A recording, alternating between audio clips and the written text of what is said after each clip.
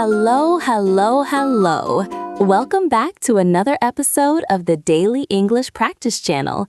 I'm Anna, and I am so happy to be here with all of you today. How are you feeling, everyone? I hope you're feeling fantastic and ready to level up your English. And I'm David. Hello, everyone. I'm feeling absolutely wonderful today, Anna. You know why? Because today we are talking about one of my favorite topics in the whole world. It's something that every single English learner asks about eventually, because they feel like there is a secret language they aren't learning in class. Oh, I know exactly what you mean, David. We're diving into the real stuff today.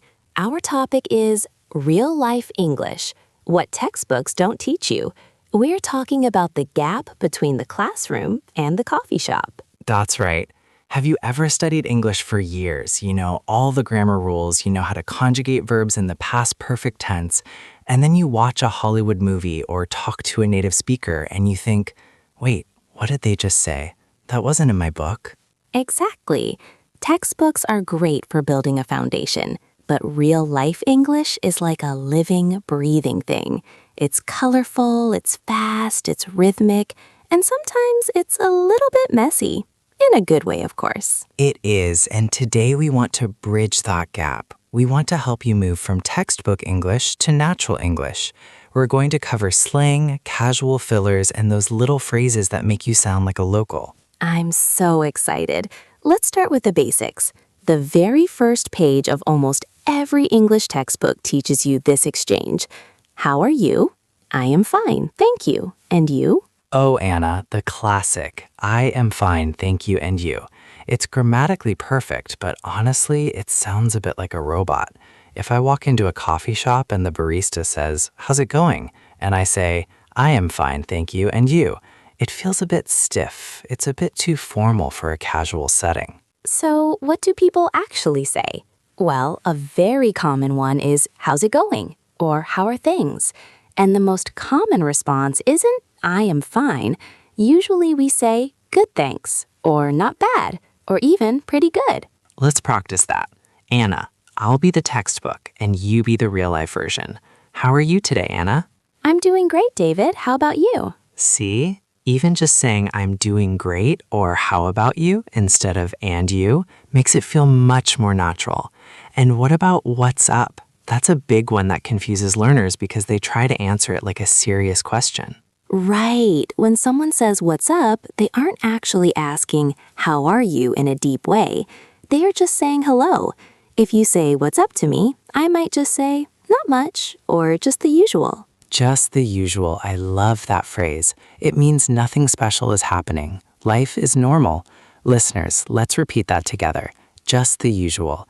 It's a great way to sound relaxed and comfortable. Now, David, let's talk about something that textbooks often avoid because they think it's bad grammar, but everyone, and I mean everyone, uses it. I'm talking about gonna, wanna, and gotta. Oh, these are essential. In a textbook, you learn, I am going to go to the store. In real life, I say, I'm going to go to the store. Exactly. Gonna is just a fast way of saying going to, and wanna is want to. I want to watch a movie. I want to grab some lunch. It's not bad English. It's just how natural speech flows. We like to save time when we speak. We really do. We're a bit lazy with our sounds. Another one is gotta, which means got to or have to. For example, I've gotta go now, or I gotta finish this work. Let's do a mini role play so they can hear it in action. Hey, David, this podcast is great, but I've got to head out soon for my next meeting. Already? Do you want to stay for one more topic? I want to, but I can't. I'm going to be late if I don't leave now. Did you catch those? I've gotta head out, wanna stay, and I'm gonna be. It sounds so much more fluid. Listeners, try saying it out loud right now. I'm gonna, I wanna, I gotta. It feels good, doesn't it? It makes you feel like you're part of the club. Now, let's talk about filler words. These are the secret to sounding fluent. Textbooks teach you to speak in perfect, complete sentences, but in reality, we use words like, well, and you know, to give our brains a second to think. Some people say you shouldn't use them, but if you use them correctly, they actually help you sound more like a native speaker and less like you're reading from a script.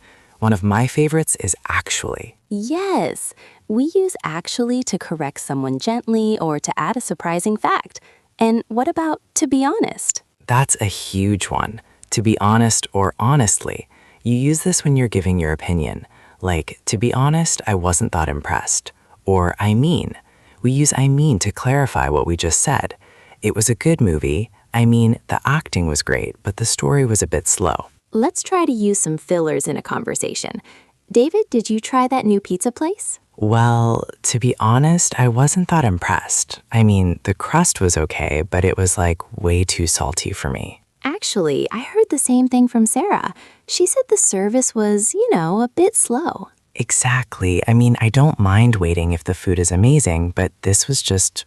It's so versatile. You can hang out at a cafe, hang out at home, or just hang out in the park.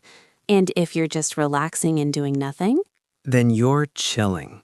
I love that word. Chilling, or just chilling. If someone calls you and asks, "What are you doing?" and you are just sitting on your sofa, you say, "I'm just chilling."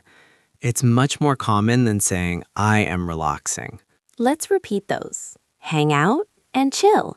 They are the bread and butter of casual English. Now, David, here is something that sometimes surprises people. When someone says thank you, what does the textbook say? You are welcome, and that's fine. But lately, especially with younger generations, you'll hear no problem or no worries much more often. I say no worries probably 50 times a day. Some people worry that no problem sounds like there was a problem, but it doesn't mean that at all. It just means I was happy to help. It wasn't a burden. Other natural ways to say you're welcome are anytime, or don't mention it, or my favorite, of course. Let's practice. Anna, thank you so much for helping me with those notes earlier. No worries, David. Anytime. See, it feels so much warmer. Now, we have to talk about slang, but we have to be careful. Some slang changes so fast that by the time you learn it, it's already old. Right. You don't want to try too hard to sound cool and end up sounding like you're from a 1990s movie. But there are some slang words that are very safe to use. One of those is bummer. Oh, bummer is a classic. It means that's disappointing or that's too bad. If I say, "Anna, I lost my favorite pen today," you would say, Oh man, that's such a bummer. It shows empathy. Another safe one is kinda and sort of. They mean to some degree. I'm kinda hungry. It's sort of raining outside. It's much more natural than saying I am somewhat hungry. somewhat. I don't think I've said somewhat out loud in years. And let's not forget cool. Cool is the king of English slang. It has survived for decades. It can mean good, okay, stylish, or I understand. That's a cool jacket, or we're meeting at 5? Cool, see you then. It really is the most useful word. Since we are in 2025, we should mention some tech-influenced slang too. For example, ghosted. If you are talking to someone and they suddenly stop replying to your messages forever, they ghosted you. I thought we were having a great conversation, but then he just ghosted me. It's a sad one, but everyone uses it now. And what about in the loop? In the loop means to be informed. Keep me in the loop about the party plans. It means keep telling me the news. And the opposite is out of the loop. I've been away, so I'm a bit out of the loop. These are great because they work in offices and with friends. Now let's move to idioms. Textbooks love idioms, but they often teach ones nobody uses, like it's raining cats and dogs. Anna, when was the last time you said that? Never. If it's raining hard, I say it's pouring or it's coming down out there. Instead of old idioms, let's give them under the weather. It means you feel a little bit sick. I'm feeling a bit under the weather today, so I think I'll stay home. Or break a leg, which means good luck. And to have a lot on your plate. I'd love to help, but I've got a lot on my plate this week. It means you are very busy. Let's repeat those three. Under the weather, break a leg, and a lot on my plate. Those are used every single day. We also have to talk about the word get.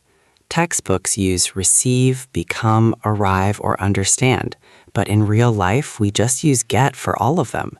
Instead of I received an email, we say I got an email. Instead of I became angry, we say I got angry. Instead of I arrived home, we say I got home.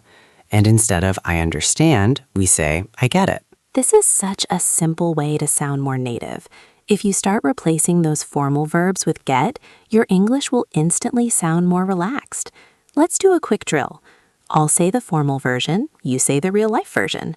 I arrived at the airport at 6 p.m. I got to the airport at 6. I don't understand what you mean. I don't get what you're saying. She became very excited about the news. She got really excited about the news. Perfect. Wow, we have covered so much ground today, David. Let's do a quick recap for our friends listening. Great idea. First, instead of I am fine, try good thanks or not bad. Instead of what are you doing, ask what's up. Use gonna, wanna, and gotta to sound more fluid. Don't forget fillers like well, actually, and I mean to give yourself thinking time. We replaced spend time with hang out and relaxing with chilling. We learned no worries is a great way to say you're welcome. We used bummer for bad news and cool for, well, everything. We added ghosted and in the loop to our tech vocabulary. We ditched the cats and dogs and used it's pouring instead, along with under the weather and a lot on my plate. And finally, we used get for everything from arriving to understanding. That is a lot of great English. If I could give our listeners one piece of advice, it would be don't be afraid to experiment. You might feel a little shy using gonna or bummer for the first time, but try it. Start with 1 or 2 phrases and see how people react.